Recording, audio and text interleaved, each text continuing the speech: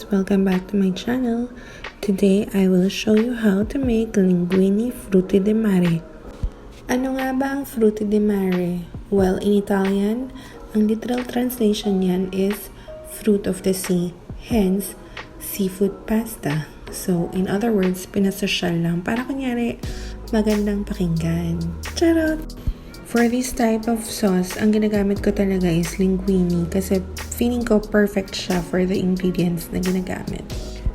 For the ingredients, we will need lemon juice and lemon zest, fresh tomatoes and canned chopped tomatoes. Actually, mas preferred talaga yung fresh tomatoes kaya lang nakulangan ako so buti na lang andyan ang canned tomato. This is my original recipe and I want to feature my friend's Chibogs premium chili garlic sauce in spicy and normal. I will also be using Parmigiano-Reggiano, which means the cheese is aged minimum of 12 months. We will also need parsley and of course the Frutti di Mare, shrimps, squids, and clams. Clams must be soaked in salted water for a minimum of 2 hours. Parang gikisingin muna natin sila. Akala mo natulog? Charot! So now we have to cut a squid in a shape of a ring. Para kang gagawa ng calamari. Sorry naman sa blocking ng kamay ko. Ang giant niya kasing giant ng squid. Well, I got this squid and the clams from Walmart. Usually, dun ka talaga makakabili ng magagandang seafoods like lobsters, king crabs, clams, and everything. Of course, we will also need garlic and onion. Ewan ko ba, bakit kaya laging may garlic and onion kapag maluluto? Comment down below if you know the answer. So, yung shrimp natin dapat nabalatan na siya. And then, iseparate niyo yung ulo para doon tayo kukuha ng pampalasa. So, ayan yung ulo niya.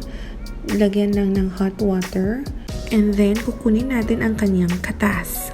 While doing this, kailangan nagpapakulo na rin kayo ng water para doon natin iluluto ang pasta.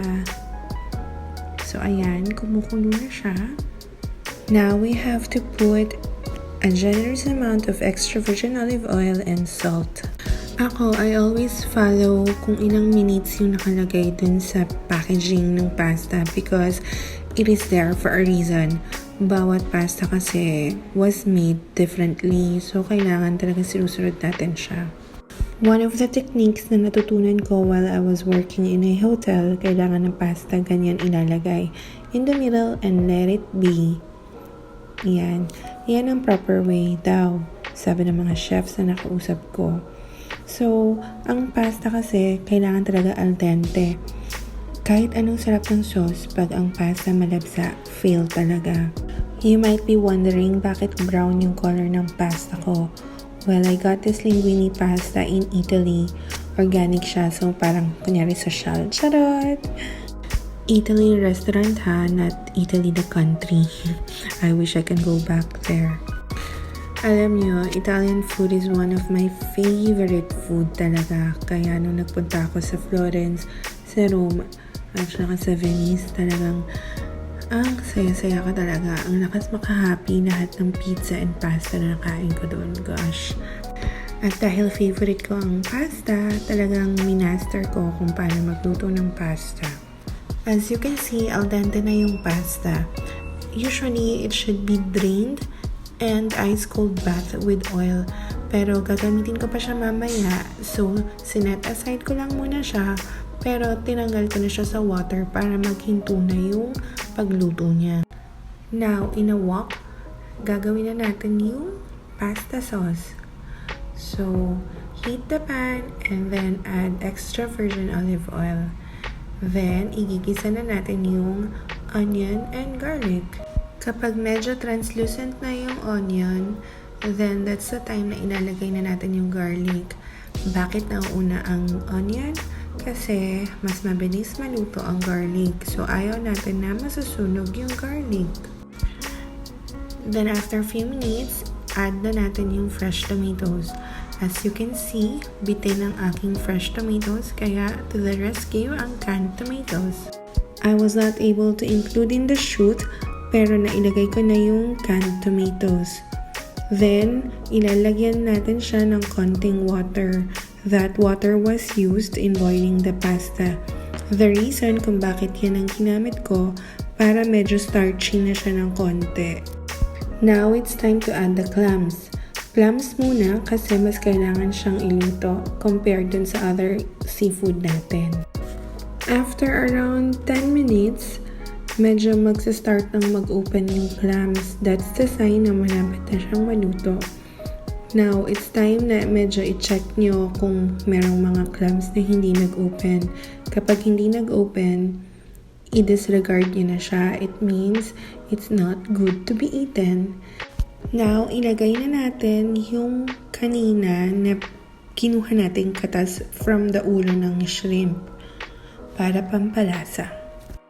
Ayan, as you can see nga, medyo nag-open na most of the clams. Then it's the right time to add the squid. Mabilis na lang yan maluluto, guys. So, onting luto lang and then ilalagay na rin natin yung shrimp. Pag tumagal kasi yung squid na niluluto, nagiging rubbery siya. Ayan, after a few minutes, luto na ang clams. Open na siya. So, that's the time na iset aside muna natin. On another pan, dito natin gagawin yung pasta at imimix yung seafoods. So, heat the pan and add the Chibogs spicy premium chili garlic sauce. Yan. Hindi na ako naglagay ng oil kasi meron na siyang oil na kasama. So, yan na yun.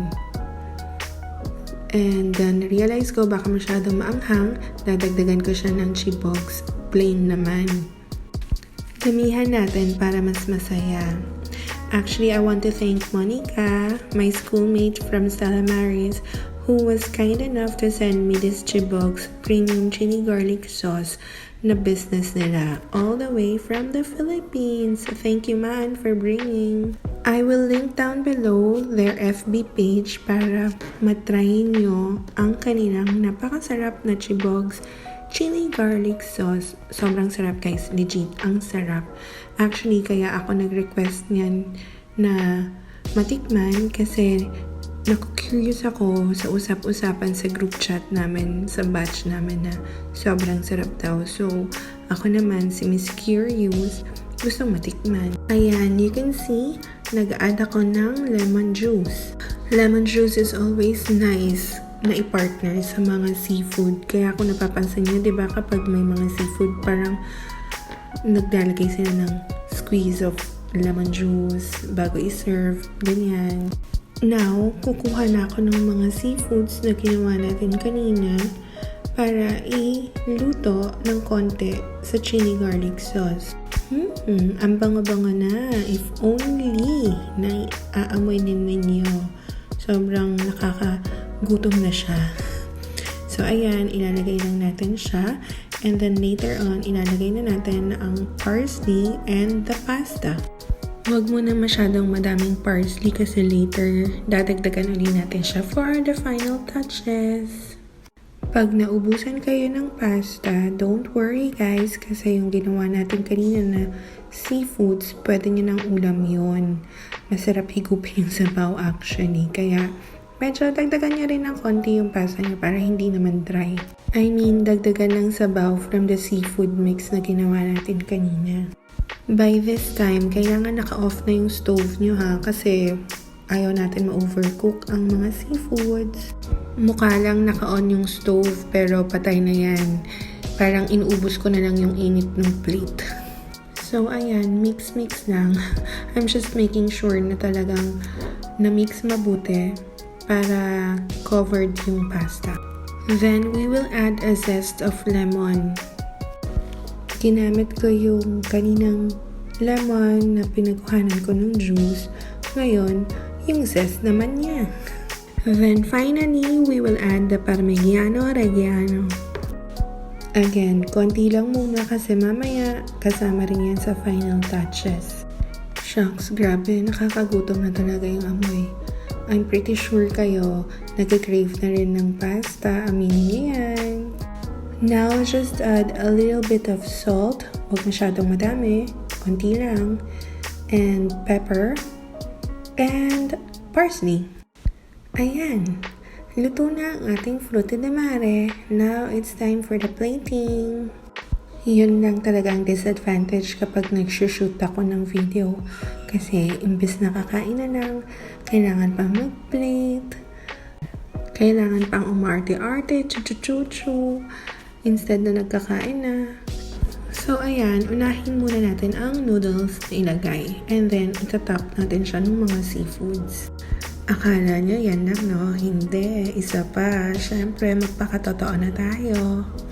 Please don't forget to comment down below kung anong favorite pasta nyo, ha? Ayan na nga, pasta. And then, lagyan natin ng shrimp, ng clams, ilagay na natin ng squid, ilagay na natin lahat. Hayaan nyo na ang presentation, basta ang importante masarap.